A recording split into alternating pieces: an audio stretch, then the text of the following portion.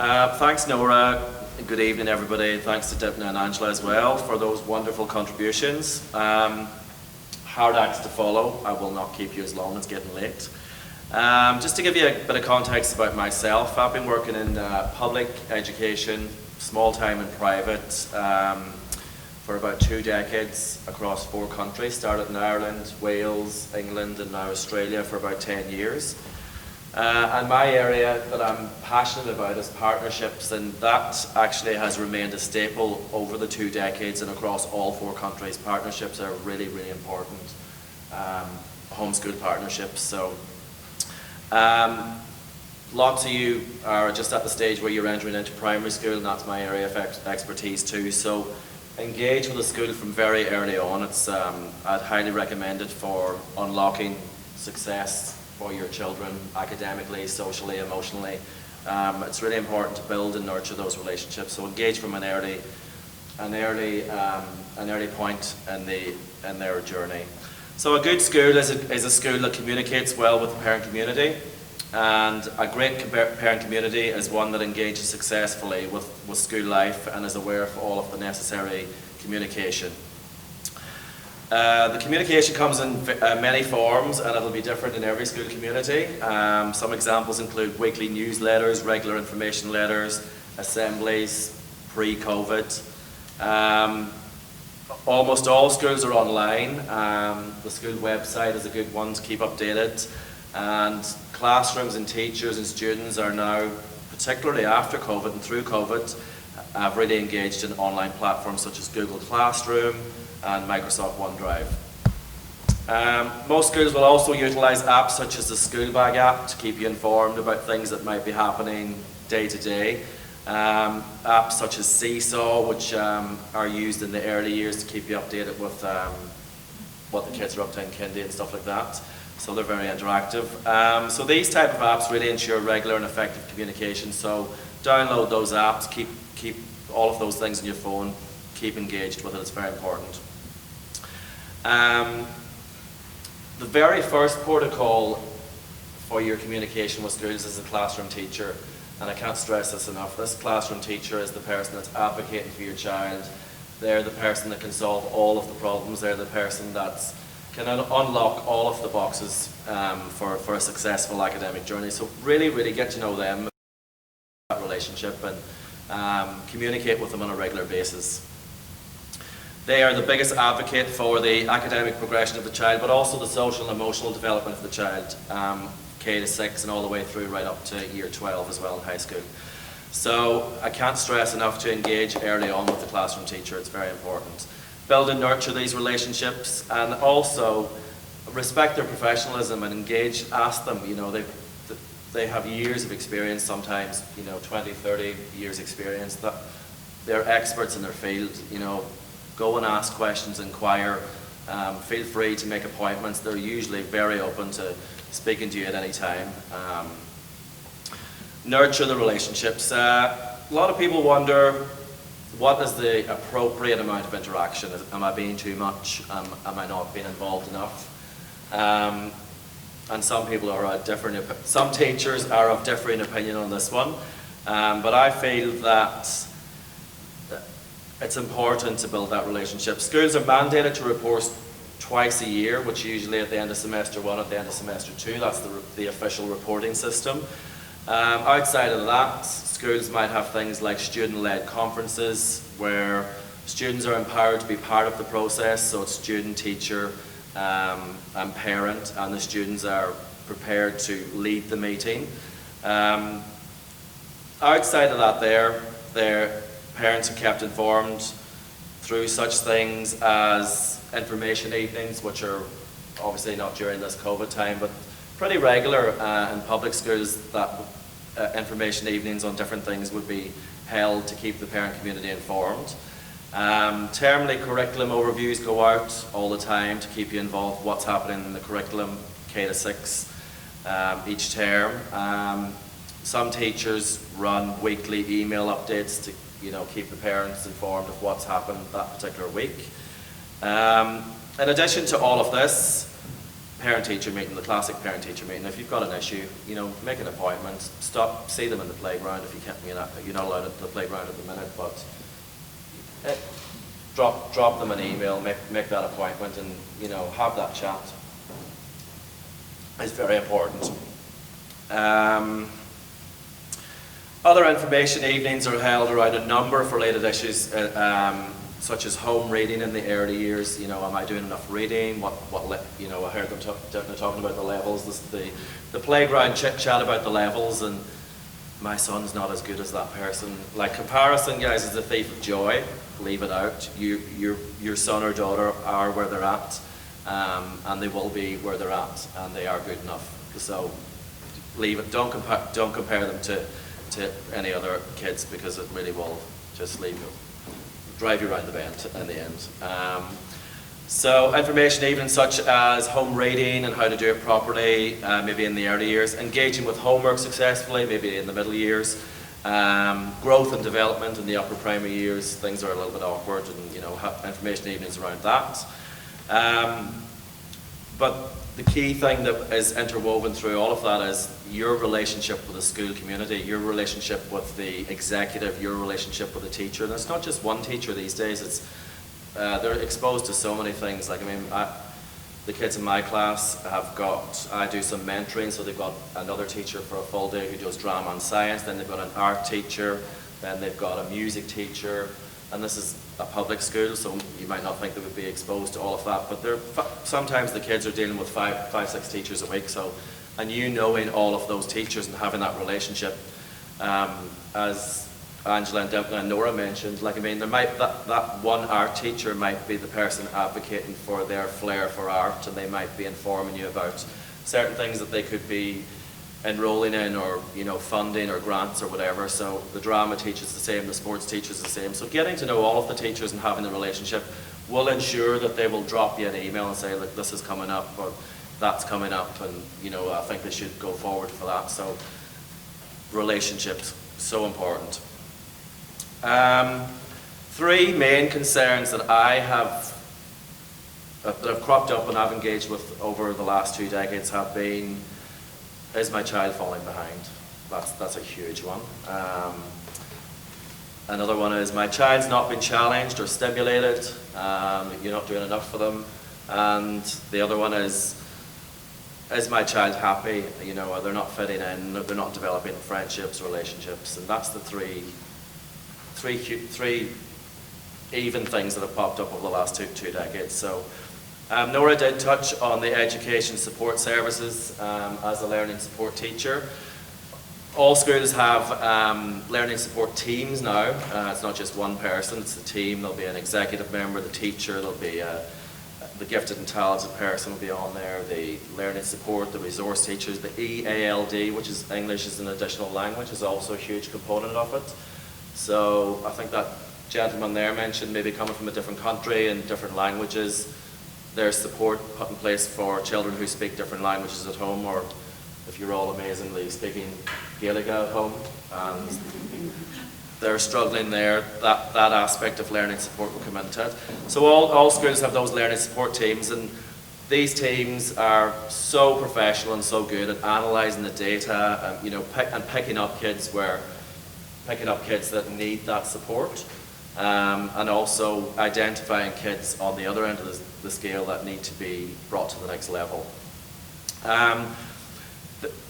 Nora did mention, or maybe Dimna as well, that if you, before school, because you guys are at that age where your kids are not in the school to be identified, so you might be engaging with other agencies such as occupational therapy or things like that. Keep the school informed about that, and they can help you through that process as well. So, but what I can promise you that when they're in the school, they will get picked up for key learning areas such as literacy and numeracy, and the support is there across all types of schools. However, if you feel that, you know, little Johnny or Bobby's been missed out in some way, if you have that relationship with a teacher, that will never be an issue. You can just go and have that quick chat with them and say, what do you think about this here? Do you think we need a bit of extra support here? Or do you think that there's an option for them to go into the extension or whatever? And that conversation is so easy when you've already established that relationship with their classroom teacher. So I urge you to do that as soon as you can. Yeah, so that question came up on the website. Are the needs going to be identified? And yes, I would say almost 100% of the time. Again, respecting those teachers, respecting their experience. I didn't think I'd be rushed into overtime. I thought I'd be very quick. Yeah, so the students are very quickly engaged in the support programs that they need. So, but if you really do feel like you want to have a chat, go in and have a chat. We are human. Actually, I love to have a chat at the end of the day or in the morning. And you know, if you're anything like any other Irish person I know, we do all love a chat. So, and it's informally as well. I don't want a big email or a phone call. Just come and see me. 10 minutes. We'll sort it out. There's no problem that can't be fixed whatsoever. Other services, yeah, we talked about the occupational therapy, language therapy, that your kids could be engaged in, and they are provided by outside agencies, but if you have a good relationship with the school and the executive team, you can facilitate these sessions and therapy sessions during school time, and they'll provide sometimes an area in the school where, you know, Johnny or Bobby can go to have that therapy session, and that therapist then will work as part of the learning support team and the teacher to discuss what's the best time to take Johnny. You know, we don't want him to miss literacy, we don't want him to miss numeracy. So being part of that process is huge.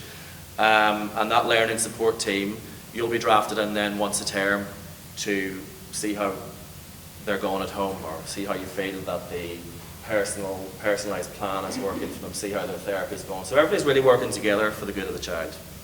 And you really need to be a part of that process. So having a good relationship with the office staff. If you don't get on with the office staff, guys, you're in trouble. They're the key for everything. And they're tough to crack, some of them. But be nice to them, and they'll be really nice to you. On the other end of the spectrum, of the scale, the gifted and talented, Johnny's not getting challenged. Why is Johnny not doing this here? Johnny's not stimulated. I've heard it so many times. And quite often you can solve Johnny not being stimulated by having a chat with a classroom teacher. What's going on in class? Why do you think he's disengaging? Or there could be something going on at home that's disengaging Johnny, or Johnny's not interested in that topic or whatever. And it's very easy to solve that with a quick chat. If it is the case that the student is performing well, this would be demonstrated in the reporting and the assessment, and then usually again those professionals working in the gifted and talented team would pick Johnny up and put him into our program. But it doesn't always go on academic ability. There might be a group of students that have a flair for something that's really unique, or there's a group of students that have a flair for a few different unique things, and they'll get drafted into the gifted and talented program for that very reason, because that can't get catered for very well in a class of 30, so they get drafted out. So that, you know, it's not always the high flying or the academically high kids that get chosen. It might also be kids that are just on the cusp and they just need that little small group work. Just give them that boost. So knowing and speaking to your gifted and talented teacher and the school, and you know what way do you choose kids to go into those programs, equips you with the knowledge that you need to not be left out or feel frustrated that your son or daughter is not getting engaged in those things. So even sometimes parent nominations are taken into account, so you can nominate. Some schools, parent engagement's huge in schools now. They want you to be engaged, they want you to be part of the decision-making process, and even to go as far as nominating students for gifted and talented programs. Now sometimes we get nominations that Johnny's just not that gifted and the nomination comes in anyway, yeah? So be reasonable with your nomination. If Johnny's gifted, nominate him. If he's not really gifted, don't do that. Don't hurt Johnny's feelings. But again, the people working in these teams are pretty good at identifying when they're gifted or not. So again, first protocol, engage the classroom teacher. What do you think? Is Johnny gifted? Help me out. I can't make a decision. The third thing was the social issues. Again, partnerships, excellent home-school communication nearly always ensures that there are no social issues, because if you have a good relationship with your classroom teacher, it's kind of guaranteed that they're looking after your kid, because they really respect you and they've got a good relationship. Like some of my parents from years ago, I've got great relationships with the mums and the dads, and in that local community, you see them down the pub or whatever. You're always going to look out. You're always going to look out for their kids. I've got 5 minutes left. I'm going to hurry up. But there are always going to be problems, guys. There will be somebody who's not being nice to them. There will be a time where they can't engage in an activity. There will be a time where they're upset. These things are normal all the way through school, and they're very solvable. Again, just having a chat to the classroom teacher. Can you please get to the bottom of this? It's normally just a 5-minute chat, or can you get these people to sit down for 5 minutes and sort something out? The teacher probably could do it far better than you can having that chat, because it's just coming at it from a different angle. So really, I'm advocating here for the classroom teachers. They really can work wonders, and your relationship with the classroom teacher can allow you to have a lot less grief at school and a lot less worry about academic, social, and emotional. So the last little bit was the Parents and Citizens Committee, P&C. If you are one of those parents that loves to have your voice heard, above having that great relationship with the teacher and all of the teachers involved, get yourself on the P&C committee, where you can play an active role in the decision-making processes of the school. They get together, and you could be making decisions on finance, curriculum, uniforms, fundraising, the use of the grounds. If you've got the time to meet up all the time, fundraising's a big one.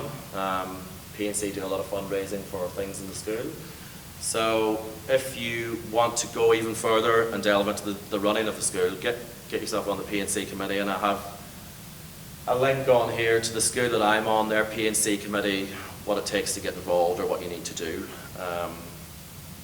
So engage, and nurture and build partnerships with all of the people that will be working with your kids over the next 15 years. So I'll leave it at that. Any questions?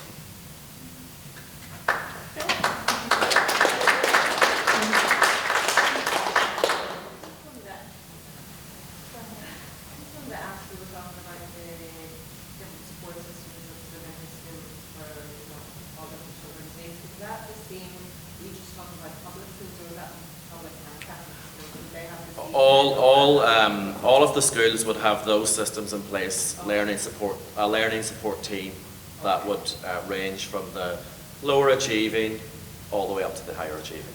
Yeah, they'll have those. There's one thing on both enrolment forms. There's a little section on if your child has any needs, and a lot of I just know from my friends and people in school, some parents are afraid to write down, my child has a hearing problem or something. If you have something, because they think it will affect their chances of getting into the school, and it's the complete opposite actually. Whatever you can write, every little child might have a different thing. That might be the difference between going to Miss Haggerty or someone, a teacher. It might determine which teacher they will go with. So the more you can write down on that form and tell them they're only finding it out so that they can help you and make a good decision which class to put them into. Yeah, but both systems have the teams that. Going back, it's like don't be afraid to tell them everything. Don't be afraid to engage in a partnership. The partnership it used to be very much before. They were afraid of each other and they didn't want to share that information, and there was a lot of labeling and stuff going on. It's not like that anymore. Just engage, let them know, because as Angela said, Miss Haggerty might be better for that need than Mr. O'Donnell. You know what I mean? Did you have a question? Sorry, it's Nora. Nora has a question. Considering students who might be gifted the talent to go or whatever, that one of the links that we'll be providing is to work samples. Like the Department of Education makes available work samples, like even at kindergarten level, they have available what's an A, what's B, what's a D in kindergarten writing. So you'll be able to look at those things at your own time. Thank you. So yeah, those work samples are available and they're really useful, but I would urge you not to believe in the work sample over the word of the teacher. Sometimes people present a piece of paper and they're like, well, this is what it says, and you know, I feel that is not productive to moving forward as to where the kid needs to go, working together. But they are all available there. Most stuff that we've talked about tonight is available online. Hopefully we've just collated it together for you and made it a little bit easier for you. Sorry, we keep missing your question. It's more a general question. Yeah. It's about if your child goes to kindy when they're 5 or 6, and then what happens if you do decide to move back to Ireland, and what way do they go back into school? Do they go by age, or how many school years they've done here? Well, you would, I think, like engaging with a school in Ireland and showing them, letting them know what level they've completed in Australia, and you'll have some reports as well to give them. And then obviously your decision too of where you feel they're at and where you'd like them to go in, you'd have that discussion with the school in Ireland. I guess it's not anymore one party making a decision or the other. It's teaming up and saying what's going to be best for the student at that point, rather than saying, nah, you got to do it this way, you got to do it that way. So there are some stipulations that you got to live within, but I think it's better just to work with the people in that regard. Any other questions? My university was Montessori homes, and they did like a report, you know, like a parent teacher meeting, and she advised to bring that sheet of how she was getting on in each area, because she reckons it could determine what teacher you'd be allocating to it. But like, would it be okay to bring it in? She said to bring it in. 100%. Okay. Any piece of information that you have, give it to the school, and they'll take that whole file into account as to where they're placed. So she was saying that like that it could mean the difference between one teacher as opposed to the one teacher might be better. Yeah. Well, I was in a situation there recently where we had a kid come, and all of the I teach a 4 or 5 cross-stage composite, which is quite tricky sometimes because you're dealing with 2 sets of outcomes, stage 2 and stage 3. And then a year 4 child arrived at the school, and both other year 4 classes were at 30, which would be deemed as maximum capacity, and I was at 30 as well. But she got placed with me because the school felt that would suit the child's need better, even though it is a cross-stage mixed composite. So yeah, they would have taken some piece of information into account to place her in that place. So anything that you can provide will go into the best decision for them. Yeah.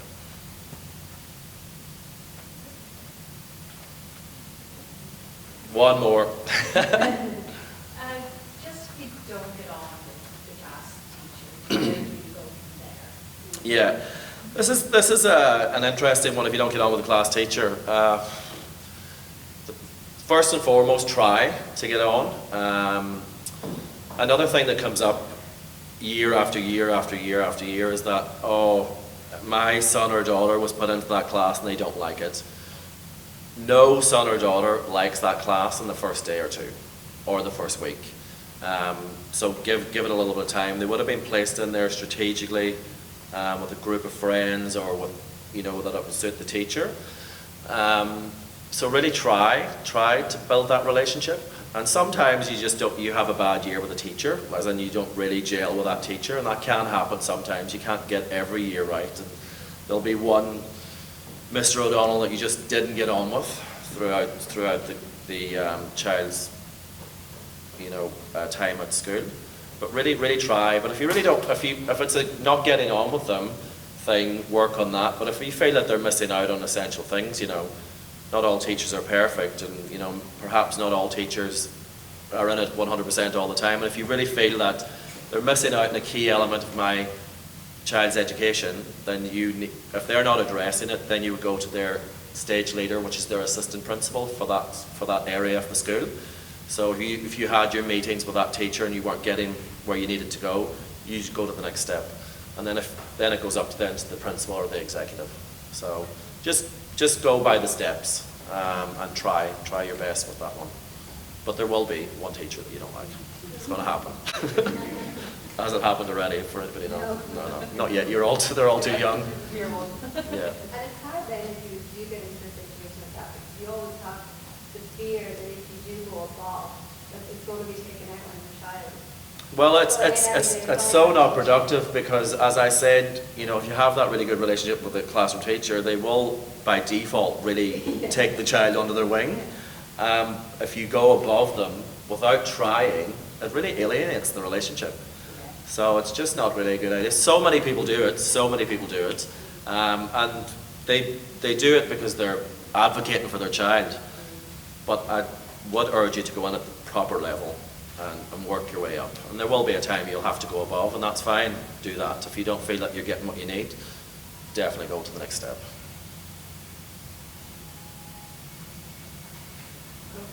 One more, yeah? Yeah.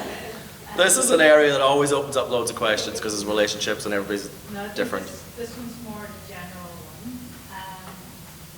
Because I work with a lot of people that are not permanent residents, so temporary visa holders. What is it like in regards to fees in both all school systems? I'm pretty sure they're not entitled to free education. No, they're not. No, temporary, I don't know the exact fee. You know, actually, funny enough, I was going to ask Amanda at the office today. I know I'm going to get a fees question, temporary visa fees question, because I've seen the forms and stuff, and I was like, do they pay fees? And she's like, yeah, they've got to pay fees. So you do have to pay fees if you're temporary.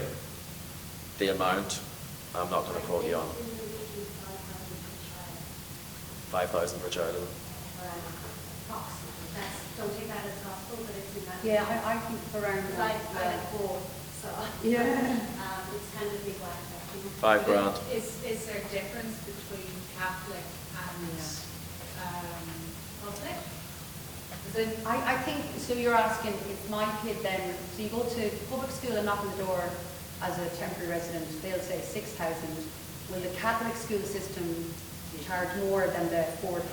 I don't think they would. I don't know though, but I can find out.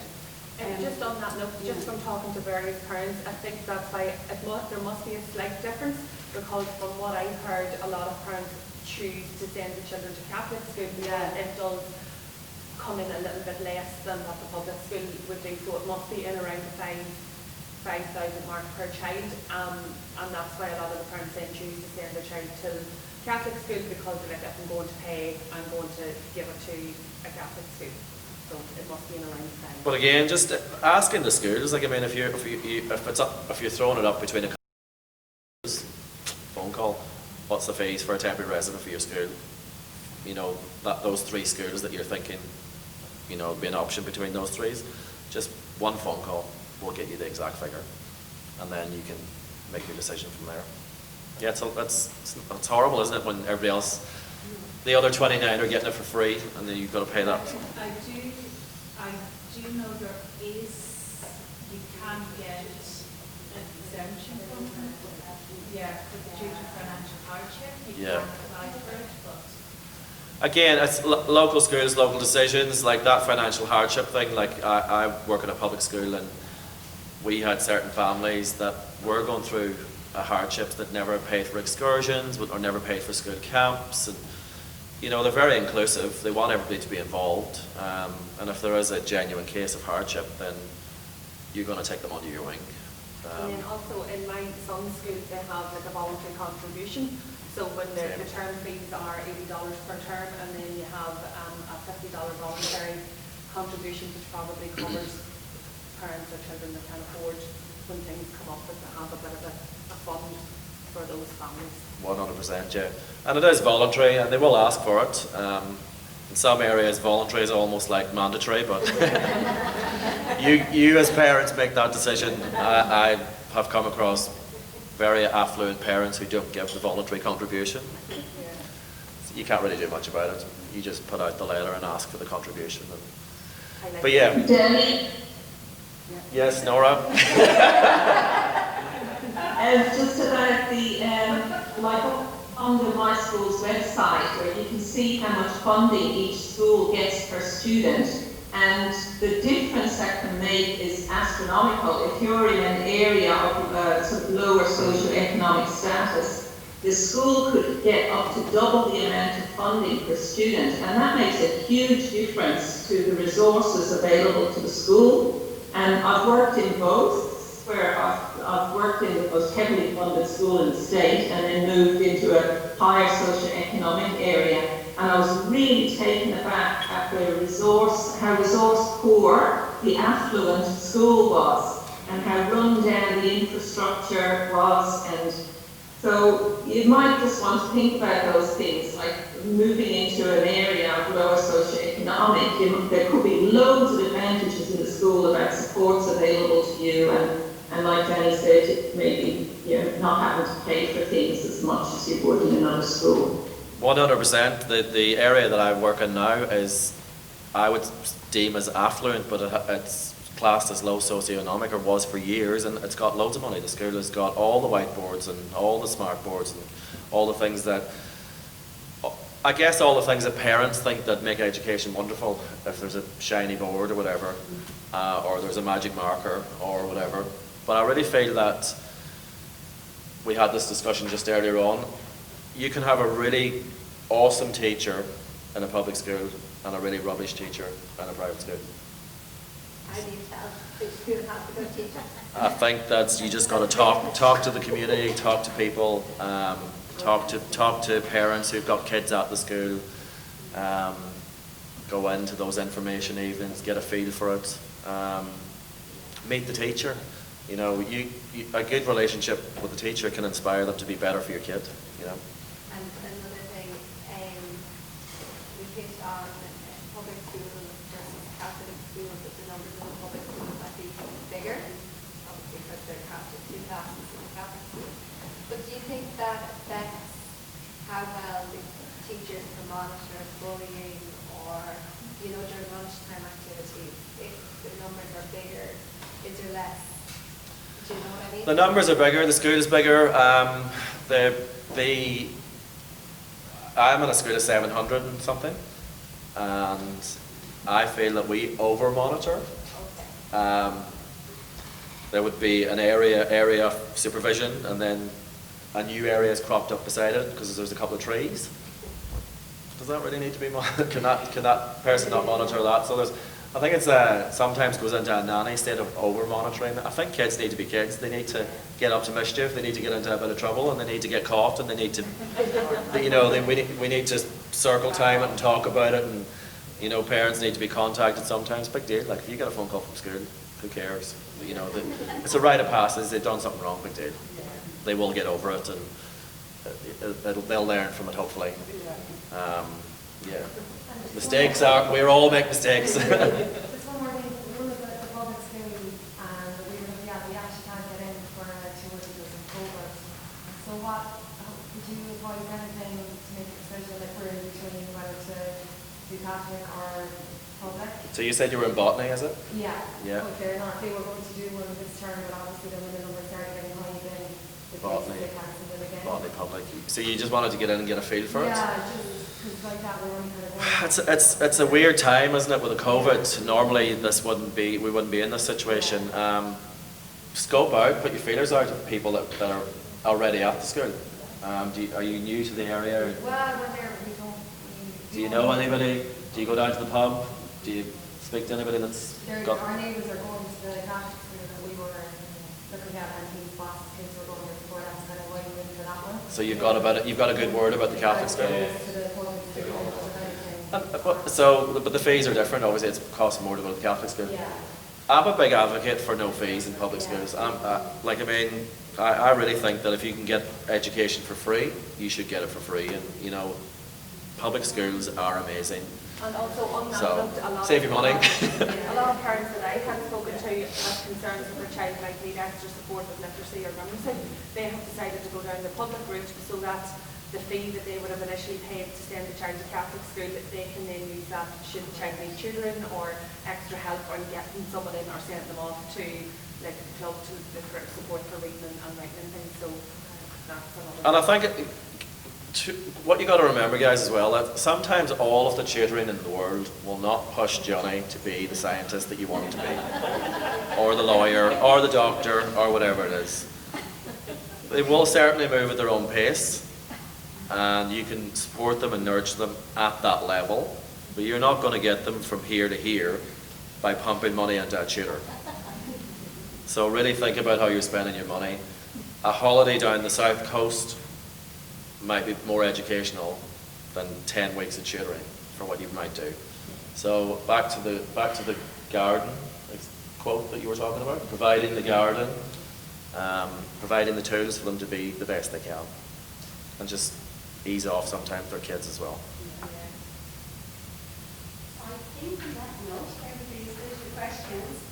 We will say thank you. I hope you've enjoyed the session. We, as an Irish community, look after each other and work together, and I really want to pay a huge tribute to the teachers that have contributed. They're volunteers. All this information and this work to be done in their own time, and I think it's a testimony to how brilliant the Irish community is. If you know anybody that needs support, needs distress, and needs help, the Irish Support Agency is here to support us. We're a community, we look after each other, and I hope you found it really informative. And I also thank my colleagues. There's a lot of stress here with remote controls, video links, and our cameraman, video editor extraordinaire, sound system. There's been so much work put into this evening. We were actually booked out. We actually had to cut off tickets because so many people wanted to attend and we had COVID restrictions. We also had a huge amount of people wanting to access the information online. We're going to put that up online. But if there's any questions maybe we didn't get through, use the contact form on our website and send them through to me. And sorry, teachers, I'm going to probably be reaching out to you because you've been amazing. It's been a wonderful working group, and I'm very pleased and have pleasure working with such talented people. Thank you. Guys, Nicola and the support agency, what a wonderful job you guys are doing too, so you should give them a round of applause as well.